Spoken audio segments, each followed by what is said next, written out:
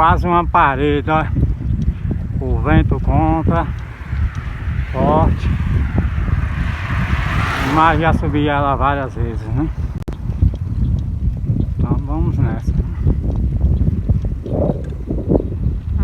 Se descendo o vento não tava ajudando, imagine subindo ela.